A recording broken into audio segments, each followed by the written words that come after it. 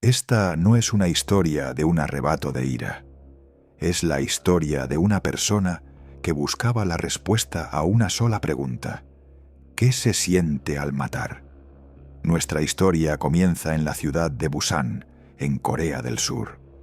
A simple vista, Jung Yoo-jung, nacida en 1999, parecía una joven común, incluso algo introvertida. Su madre abandonó el hogar cuando ella tenía apenas 1 año y su padre hizo lo mismo cuando tenía 6. Jung creció con su abuelo y tras graduarse de la secundaria, fracasó repetidamente en los exámenes de ingreso a la universidad, mostrando grandes dificultades para aferrarse a la vida. Sin embargo, detrás de ese silencio, crecía un mundo oscuro que nadie podía imaginar. A partir de 2018, Jung cortó por completo sus lazos con el mundo exterior. Durante 5 años no tuvo amigos, ni trabajó en ningún empleo. Pasaba todo su tiempo en casa, viendo documentales de crímenes reales y leyendo novelas policiales. Con el tiempo, ese interés dejó de ser un simple pasatiempo y se transformó en una obsesión peligrosa.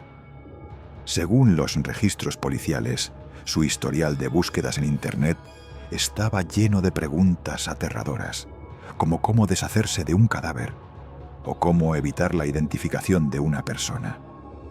En la mente de Jung Yoo-jung resonaba una sola pregunta: ¿qué se siente al matar a alguien? Y decidió elaborar un plan para satisfacer esa curiosidad. Jung no se conformó con imaginar el crimen. Quiso convertirlo en una experiencia real. Para encontrar a su víctima, eligió una popular aplicación de clases particulares.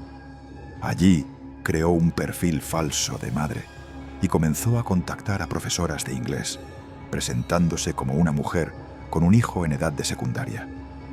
Habló con un total de 54 docentes. Sus criterios eran claros. Debía ser mujer, vivir sola y dar clases en su propia casa. Finalmente, eligió a una profesora de 26 años que vivía en Busan, estudiante universitaria y trabajadora independiente. La víctima no tenía ninguna relación previa con su asesina. Era simplemente una joven inocente que intentaba ganarse la vida. Para ganarse su confianza, Jung ideó un plan astuto. Compró por internet un uniforme escolar de segunda mano. Gracias a su complexión pequeña y su apariencia juvenil, sabía que podría hacerse pasar fácilmente por una estudiante. El 26 de mayo de 2023, al caer la tarde, Jung acudió a la casa de la víctima vestida con el uniforme escolar. La profesora, creyendo que se trataba de la alumna que recibiría la clase, la invitó a pasar. Poco después de entrar en la vivienda, Jung atacó repentinamente con el cuchillo que había llevado consigo. No fue el resultado de una discusión ni de un forcejeo. Fue una ejecución completamente planificada. Los informes forenses revelaron la magnitud de la brutalidad. El cuerpo de la víctima presentaba más de 110 puñaladas. Incluso después de causarle la muerte, Jung continuó atacando, dañando incluso zonas no vitales. Esto evidenciaba cuán profunda era la ira y la obsesión que albergaba. El comportamiento de Jung tras el crimen dejó horrorizados incluso a los expertos. En lugar de entrar en pánico o huir, regresó tranquilamente a su casa para buscar una maleta grande. Luego pasó por un supermercado y compró bolsas de basura y grandes cantidades de lejía. En las imágenes de las cámaras de seguridad se la veía caminando con total calma, incluso con una actitud casi alegre, mientras llevaba los productos para limpiar la escena del crimen. Volvió al apartamento de la víctima, descuartizó el cuerpo y lo colocó dentro de la maleta. Intentó eliminar las huellas dactilares para ocultar la identidad. Luego se puso la ropa de la víctima y salió del lugar. Su objetivo era crear la impresión de que la mujer había salido de casa y desaparecido. Por eso se llevó también su teléfono, su billetera y su identificación. Cerca de la medianoche, tomó un taxi con la maleta que contenía los restos humanos y le pidió al conductor que la llevara a la ribera del río Nakdong, una zona boscosa y aislada. Allí arrojó la maleta y regresó en el mismo taxi. Jung creía haber cometido el crimen perfecto, pero había algo que no había tenido en cuenta: la atención humana. Quien la delató fue el taxista. Ver a una joven arrastrando una maleta pesada manchada de sangre en plena noche despertó sus sospechas. Apenas Jung bajó del taxi, el conductor llamó inmediatamente a la policía. Los agentes encontraron la maleta en el lugar indicado. Al confirmarse su aterrador contenido, Jung Yu-jung se convirtió en la principal sospechosa. Al revisar las cámaras de seguridad, todo quedó claro. Sus entradas y salidas del apartamento, el momento en que subió al taxi con la maleta, todo estaba registrado. Al ser detenida, Jung primero lo negó todo. Dijo que cuando llegó a la casa, la víctima ya estaba muerta y que, por miedo, había intentado ocultar el cuerpo. Luego afirmó que habían discutido y que se trató de un accidente.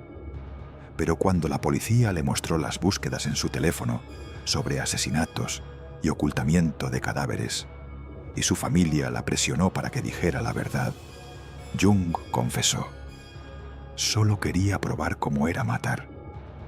Durante el juicio, los abogados de Jung solicitaron una reducción de pena, alegando que sufría problemas mentales y alucinaciones. Ella misma declaró en el tribunal que quería morir junto a la víctima y renacer en otra familia. Sin embargo, fiscales y psicólogos coincidieron en que se trataba de un acto planificado, frío y consciente. Sus resultados en las pruebas de psicopatía fueron considerablemente altos. Ante la brutalidad del crimen, los fiscales solicitaron la pena de muerte. Aunque la pena capital es legal en Corea del Sur, no se ha aplicado de forma efectiva desde 1997. El tribunal determinó que Jung representaba un grave peligro para la sociedad. Finalmente, en 2024, el Tribunal Supremo dictó la sentencia definitiva. Jung Yu-jung fue condenada a cadena perpetua. Además, en caso de que algún día obtuviera la libertad condicional, se ordenó que llevara un dispositivo de vigilancia electrónica durante 30 años. Este caso causó un enorme impacto tanto en Corea del Sur como en el resto del mundo.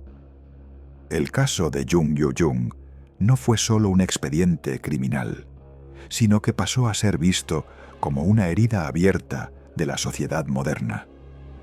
Los expertos señalan que los 5 años de aislamiento social de Jung difuminaron peligrosamente la línea entre la realidad y la ficción. La naturaleza humana se nutre de los vínculos sociales.